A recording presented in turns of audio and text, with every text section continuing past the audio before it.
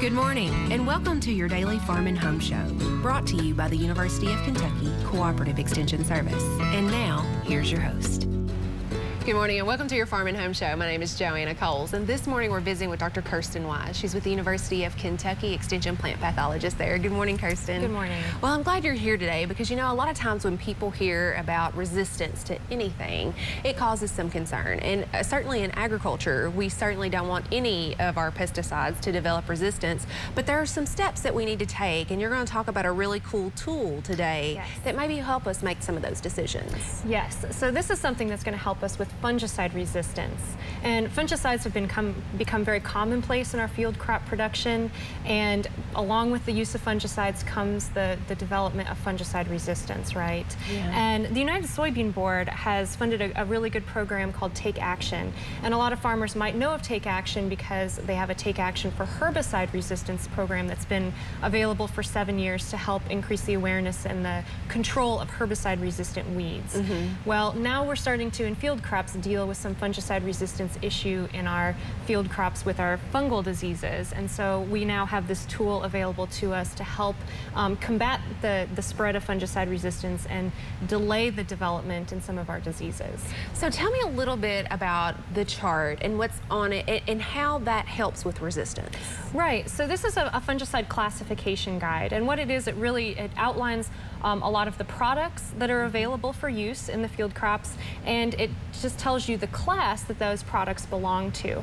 And what I always like to point out on this chart is that we think we have a lot of products available for our use, and we do, but if you look at this, they're color-coded, and you really see just a couple of colors, right? So what that means is that we currently only have a couple of fungicide classes available for our use.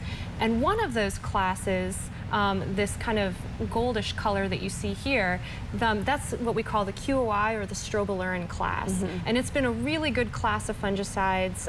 We've used them for several years, but it's also a class that's at very high risk for fungicide resistance development. And we're starting to see that actually occur in some of our fungal diseases, particularly in soybean. I was going to ask, is there certain ones that we're more concerned about? Yes. So for instance, this is Frogeye leaf spot.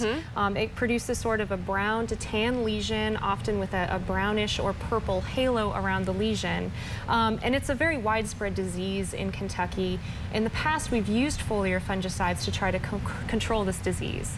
Now, what we're finding now is that also, because we've been using fungicides to control this disease, we have widespread fungicide resistance to that strobilurin class in this particular disease. And so now we have to think about managing it a little bit differently. And so, like, is that thinking about switching classes of use for this? So what we have to remember is that within these products, what we want to use is multiple fungicide classes.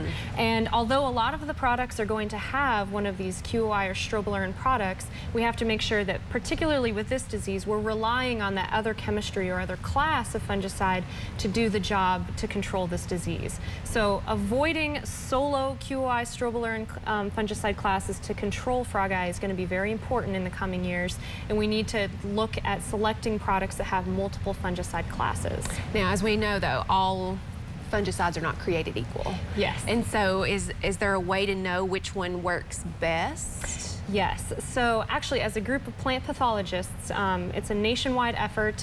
All of us plant pathologists sit down every year and we discuss our efficacy data from our research trials. And we put those efficacy results into fungicide efficacy guides that you can get through the Crop Protection Network. And we have those available for soybean, corn, and wheat right now. And those are updated annually based on our research. So we'll rank the products and how they control certain diseases. So if you have a certain disease that you need to control, you can see how these products work based on university research data. Yeah, and I mean, how much more accurate can we get? I mean, it's updated annually. It's, like you said, across the nation, and so it's not just pocketed in individual pockets. So how do people get those, though? So these are available through the Crop Protection Network website and also through the University of Kentucky Plant Pathology website. So if you go under Extension Publications on the website, these will all be listed there. Okay, and it'll talk about these different different classes and how they work. For people who might not be familiar with efficacy guides, that's Right. basically what it'll tell you. It just describes how we rank them according to the disease that they're intended to control.